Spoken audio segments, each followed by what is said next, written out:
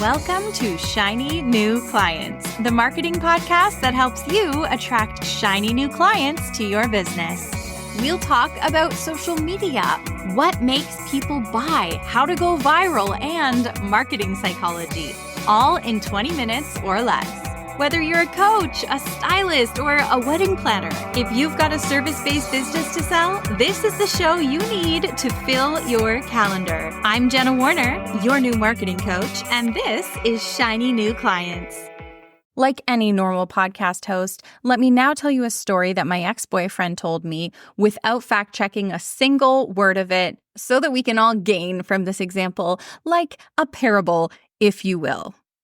This episode is all about brainstorming and ways to brainstorm to grow your business. When people even accidentally stomp on brainstorming sessions, that's honestly one of my biggest pet peeves. And not just for my sake, for your sake too, for the people in the brainstorming sessions. I recently had a problem in my business, a good problem. We suddenly had a massive influx of clients, and I had an oh shoot moment where I was like, how are we going to serve all these people? So I sat down in a brainstorming session, one with my husband, where I distinctly said, solutions only, no bad ideas. How can we solve this?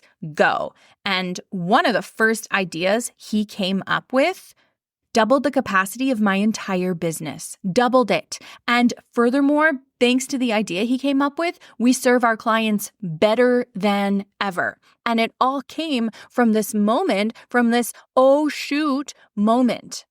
I followed that up with a brainstorming session with my team where I said, no bad ideas. We started going, we got a little bit off the rails. We tried to think of ideas. We tried to expand.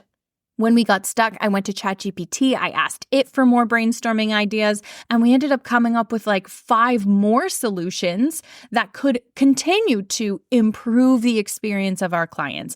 And none of that would have been possible if we weren't adept at brainstorming, if we weren't using the skills it takes to brainstorm, which so many people are not. So, my ex told me this story about the creation of Star Wars World at Disney World. I don't even know what it's called, but we'll call it Star Wars Land. The creation of Star Wars Land. Apparently, the higher-ups, they go to the Imagineers. The Imagineers are the people who ideate everything at Disney World, like architects and creatives and designers and all the people that are going to create Star Wars Land.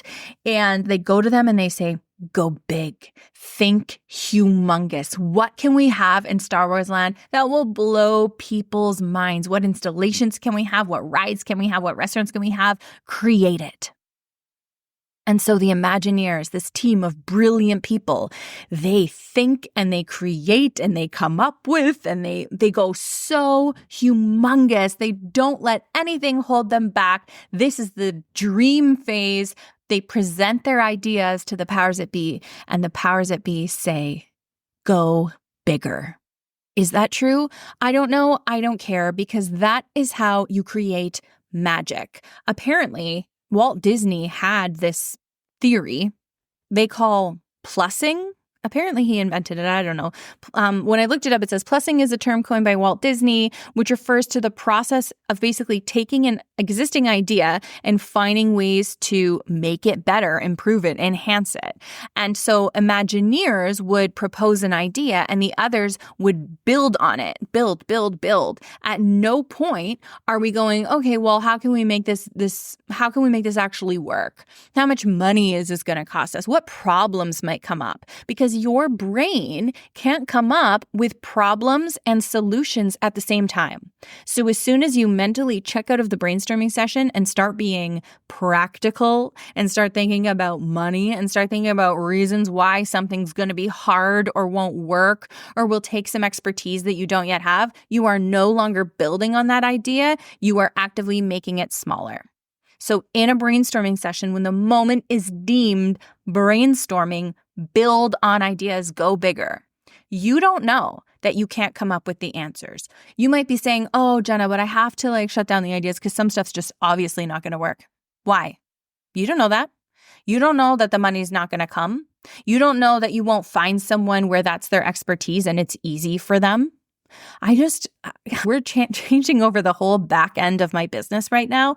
And we created a dream list. We were like, okay, if we could just have everything we've ever wanted in the back end of the business, what would it be? Just go big. Just think of anything. And we spent like a couple weeks where we had like a joint notepad, and me and some other team members, we just wrote down everything that we could ever want. And then we went to an operations person and we were like, okay, we know that this software probably won't be able to do all these things, but we'll just read you our dream list. And you know what she said? Yeah, good. Let's go. I can do all of this. We're like, all of it? She's like, all of it. I just got an email not 10 minutes ago. She goes, hey, I have more ideas. I'm building more for you. We can do more. We can go bigger. We had no idea how it was going to happen. We had no idea if it was even possible. But if we didn't dream, we wouldn't have given her that list. We would have been conservative. And then we would have ended up only a few steps forward instead of running 100 miles an hour fast forward. Now, obviously, I'm not perfect, and having a pet peeve isn't great. And sometimes I can get frustrated in brainstorming sessions when I see people that are, stomping on the idea, or, if someone like shuts down an idea and then you point out that they've shut down the idea, then they shut down themselves further. And some people get really intimidated by brainstorming. They don't think it's possible. So I'm trying to come up with ways to also improve my team's ability to brainstorm. And I'm actively doing that. I'm actively trying to find new ways to position brainstorming sessions to help people. And I also added in my outlook on brainstorming to basically the company policy. So when we bring on a new hire in my business, I read through our company values with them. And I've added one specifically about brainstorming so that we can just go head on right from the very beginning. They understand how we run things. Here, I'll read it to you. You can add it to your company policy if you want as well. The headline is, "We never shut down ideas in a brainstorm." And I go on to say, brainstorms aren't a time to bring up reasons something won't work. Brainstorm like an Imagineer and keep ideas flowing when the setting is designated a brainstorm. So whether that's on Slack, whether that's on Zoom, if we've deemed the moment, hey, let's come up with solutions for this, or how can we improve this, that's not the time to shut down ideas. You will always have an opportune time to say, oh, that's too expensive, or that's not a right now problem, or we're going to need someone else's help for this. But that is for later, not for the time when we're trying to go big. Actually, the way my brand values start out is, if you ever think this sounds crazy, but it just might work, that's an idea you have to share with the team, because that's how we roll, that's how we grow, that's how we expand. Let me give you a fun brainstorm that you can do with yourself right now. And I want you to actively, as you're doing this, actively notice when you start thinking of reasons something won't work, and see if you can pivot. See if you can change directions. See if you can stop that voice and just go with the voice of ideas and the voice of abundance. All right? What are 25 ways that you can make $1,000 before you go to bed tonight? Write out 25 ways. And you can be bold and you can be stupid. No one else is reading it. Maybe one way you make it is you buy a lottery ticket. I don't care. Come up with ideas. I heard on a podcast a long time ago that when you try and force yourself to come up with 30 ideas, it's like the 28th idea. That's the little piece of gold. And I think there's a reason for that. It's because you finally forced your brain to come up with something new and just really forged ahead. And you're reaching for the apples that are higher on the tree, right? Not just the ideas that come to you quickly, that are your default ideas, that are easy to you, but you're forcing yourself to come up with new ones to really see things from a different angle. So that's your homework. Looking forward to you messaging me on Instagram to tell me it worked. And with that, I'll see you in the next episode.